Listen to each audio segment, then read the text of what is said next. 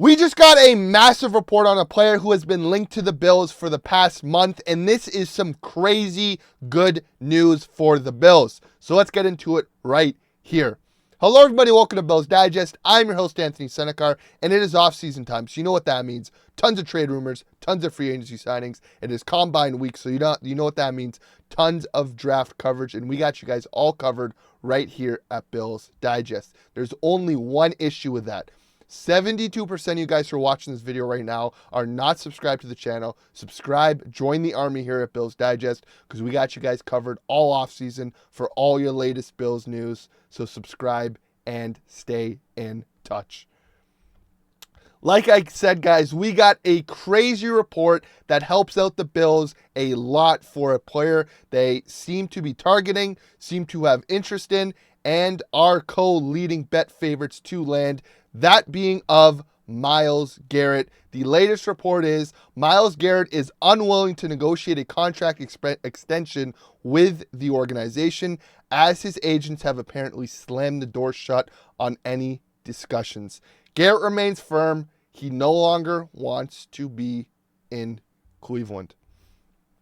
And this is massive news for the Bills. It brings the price down for Myles Garrett. That hypothetical trade of 2 first-round picks seems as though it has dwindled down to 1 first-round pick. The Cleveland Browns are up against the wall. The player wants out. He said he's not coming back, and there is no going back for the Browns. They are going to have to trade him before the start of next season, and that is great for the Bills. And just speaking of Myles Garrett, the guy's career speaks for itself. He is a premium pass rusher in this league, a game wrecker in this league, a former defensive player of the year. The guy has not got under 10 sacks since his rookie year. He has had 10 plus sacks every single other season.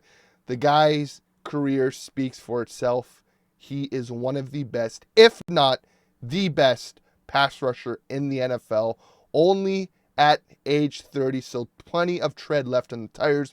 Like I've said, like I've said before, pass rushers age gracefully in this league, and I think Myles Garrett still has plenty left in the tank. Just looking at his PFF grades, the guy is an all-timer, a potential Hall of Fame talent, and I think the Bills got to do what they got to do to get Myles Garrett on the team. Obviously, Brandon Beane is someone who will take big swings. They tried to take a big swing with Von Miller. That does not work out. He tears his ACL, comes back, does not look like the same player. He is obviously a cut candidate. A post-June 1st cut for him opens up about $15 million worth of money. So again, money is not a factor. The Bills have proven time in and time again that they want to be able to rush 4 and drop everybody else back in coverage. And I mean, if this past Super Bowl proves anything, to be able to rush 4 and drop everybody back in coverage, you can beat any single team in this league. I mean, look, it was a night and day difference from the Kansas City Bills game to that of the Kansas City Eagles game. The Bills could not rush 4, were blitzing, and Mahomes was tearing them apart. What did Philadelphia do? They got home with 4, put pressure on Mahomes all night, and Mahomes, for the first time in what seems like since the Buccaneers Super Bowl, where they also only rushed 4, looked pedestrian.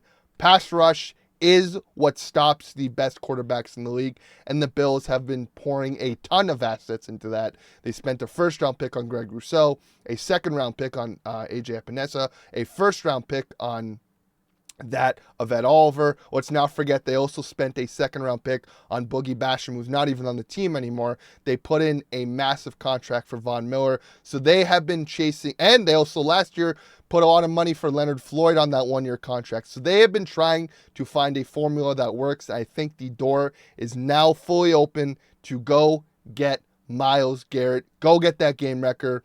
And once you can rush 4, it opens up a lot of opportunity for the secondary. Maybe you don't put so much money into the secondary now. You use that use that second round pick as you're going to trade that first round pick for Myles Garrett. You go get a corner opposite of Christian Benford. The safeties, you keep on cheap contracts with that of DeMar Hamlin coming back. Taylor Rapp is still on a team-friendly contract. Cole Bishop is still a rookie. So again, having that pass rush puts a lot less pressure on that secondary to learn and grow. And again, like it always is for the Bills, money is always an issue because of that of Josh Allen and his massive contract. When you got a superstar quarterback, you're going to not have as much cap space as the bottom feeder teams. But as of right now, Myles Garrett's cap hit is about that of $20 million. But like I said before, if they make this trade, you cut Von Miller, that opens up about $15 million. You can renegotiate and move money around for a lot of contracts, that of Curtis Samuel, that of Josh Allen, that of Spencer Brown, that of Deion Dawkins, that of Ed Oliver. There is opportunity to open up about $40 million by renegotiating contracts and cutting Von Miller. And with $40 million, you can make it work with Myles Garrett. You can also re-sign Myles Garrett to a contract extension, move even more money down the line, and have still spending money to go get other key position pieces in free agency this offseason. But anyways, money is not a factor. Giving up assets is a factor, but if you can go get a potential Hall of Fame candidate in Myles Garrett, and like Brandon Beane said, you're not going to have a Chris Jones type on the market, and when it is, you go for it. And Myles Garrett is that of a Chris Jones type. You make the phone call, you give up the assets you need, and again, with this recent news, it brings the price down, and I think a first-round pick and a second-round pick gets it done.